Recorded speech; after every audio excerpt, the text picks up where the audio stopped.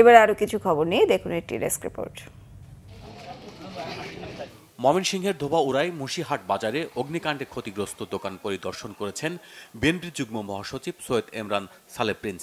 এ সময় ক্ষতিগ্রস্ত ব্যবসায়ীদের সাথে কথা বলেন ও সান্ত্বনা দেন তিনি।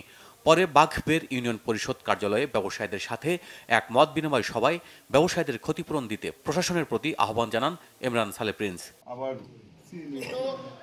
অন্তর্বর্তী সরকারকে উদ্দেশ্য করে বিএনপির কেন্দ্রীয় নেতা অ্যাডভোকেট এম রুহুল কুদ্দুস তালুকদার দুলু বলেছেন, ৭.৫ মাসে দেশে কোনো সংস্কার হয়নি, মারাত্মক অবনতি হয়েছে আইন শৃঙ্খলার। সংস্কারের নামে দেরি না করে দ্রুত জাতীয় সংসদ নির্বাচন দেওয়ার কথা বলেন এ নেতা। বিকেলে নাটোরের নলডাঙ্গা উচ্চ বিদ্যালয় মাঠে বাজার ব্যবসায়ী সমিতির এক আলোচনা সভা ও ইফতার মাহফিলে প্রধান অতিথির বক্তব্যে তিনি এসব কথা বলেন।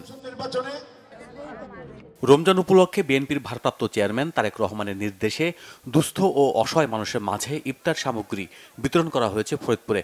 সদর উপজেলার ঈশান গোপালপুর ইউনিয়ন এবং কানাইপুরে ৫ শতাধিক মানুষের মাঝে এসব ইফতার ও খাদ্য সামগ্রী বিতরণ করেন জাতীয়তাবাদী মহিলা দলের কেন্দ্রীয় কমিটির যুগ্ম সাধারণ সম্পাদক চৌধুরী নায়াব ইউসুফ। দেশব্যাপী শুরু হয়েছে ইলেকট্রনিক্স জায়ান্ট ওয়ালটনের ডিজিটাল ক্যাম্পেইন সিজন ২২। আসন্ন ঈদে আবারও মিলিয়নিয়ার হওয়ার সুযোগ পাচ্ছেন ওয়ালটন পণ্যের ক্রেতারা। এই ক্যাম্পেইনের আওতায় কিস্তিতে ওয়ালটনের ফ্রিজ কিনে ১০ লাখ টাকা পেয়েছেন ফরিদপুর চরভদ্রাসনের কলেজ শিক্ষার্থী রাসেল ফকির। বিকেলে চরভদ্রাসন আদর্শ স্কুল মাঠে রাসেলের হাতে ১০ লাখ টাকার চেক তুলে দেন জনপ্রিয় চিত্রনায়ক আমিন খান। এ সময় উপস্থিত ছিলেন ওয়ালটনের chief marketing officer Zoheb Ahmed, Charbhadrasan থানার ওসি রজিউল্লাহ খান সহ অন্যরা। Bangla vision news desk.